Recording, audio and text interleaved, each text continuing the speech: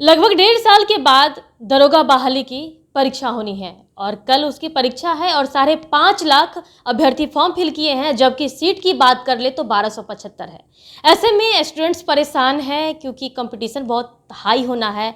हमारे साथ बात करने के लिए हम मूल मंत्र जान लेते हैं रजनीश सर से कि सर, चूंकि बहुत कंपटीशन हार्ड होने वाला है, तो इसके लिए मूल मंत्र क्या है? स्टूडेंट्स परेशान हैं। सबसे पहले तो धन्यवाद आपको कि आप विद्यार्थी के लिए इतना बड़ा काम कर रहे हैं, क्योंकि अंतिम समय में सबसे ज़्यादा जब ये होती है उत्सुकता कि क्या करें।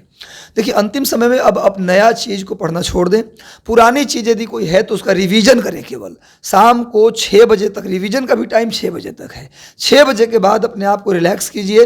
रात को देर रात तक जग के आप पढ़ाई मत कीजिएगा, क्योंकि कल आपकी परीक्षा है।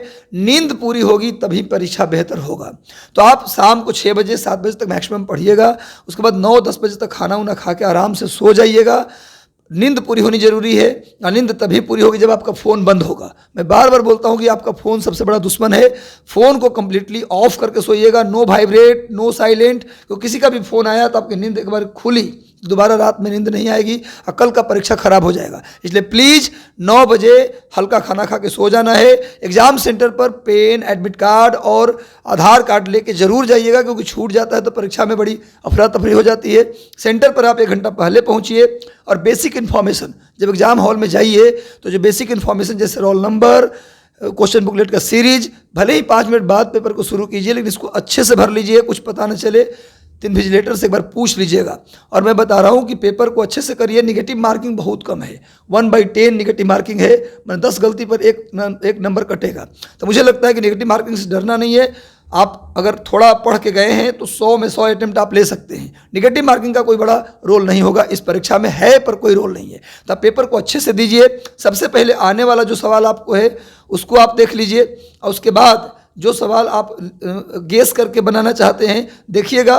ज़्यादातर प्रश्नों का जो उत्तर आ रहा है उसी को आप टिक, जैसे मान लीजिए ऊपर में आपने किया तो सारे प्रश्नों का उत्तर डी आ रहा था, तो ज़्यादातर प्रश्नों में आप आगे में डी लगा दीजिएगा। या जो ऑड टाइप का ऑप्शन होता है, 4 ऑप्शन में देखिएगा कि एक बड़ा सा ऑप्शन है थोड़ा ऑड टाइप का है, वो सही होने की संभावना ज़्यादा होती है। तो मैं समझता हूँ कि पहले जानने वाला क्वेश्चन अच्छे से बना लीजिए, तब ये वाला जो तुक्का वाला सिस्टम मैंने बताया वो लगाइएगा। क्योंकि होता क्या कि जैसे आप पेपर लगा रहे हैं 50 क्वेश्चन किए तो ज़्यादातर प्रश्नों का उत्तर डी आ गया या बी आ गया, तो आगे में सब बी लगाइए, तो संभावना रहता है कि बी आगे भी संभावना ज़्यादा है कि सही होगा। तो ऐसे करिएगा, नहीं तो पता ना चले तो फिर जो बड़ा टाइप का ऑप्शन लगे उसको आप टिक कर दीजिएगा। उसमें जो आपको नहीं आता, जो कंफर्म आ रहा है, उसमें ही सब फॉर्मूला क्यों लगाएंगे। तो अब बस आप शाम तक पढ़िए। और भी मैं कहूँगा कि हिस्ट्री, ज्योग्राफी, पॉलिटी और साइंस पढ़ना छोड़ दीजिए।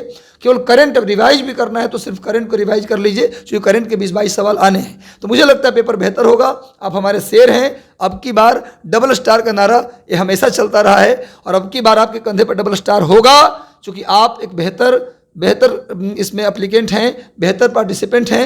अतः आपका सिलेक्शन होगा। बिल्कुल कॉन्फिडेंट रहिए। सेंटर पे जाके बिल्कुल पढ़ाई मत कीजिएगा, क्योंकि आपका दिमाग थक जाता है तो परीक्षा हॉल में आप बेहतर परफॉर्म नहीं कर पाते। एकदम रिलैक्स रहिएगा, गाना वाना सुनते रहिएगा, पेपर बेहतर होगा। तो सुना आपने कि कई सारे टिप्स दिए हैं। स्टूडेंट्स एग्जामिनेशन सेंटर पर जाने के बावजूद ही पढ़ाई करते रहते हैं, उनके लिए एक अलग सा मैसेज है कि कम से कम सेंटर पे पढ़ाई मत कीजिए।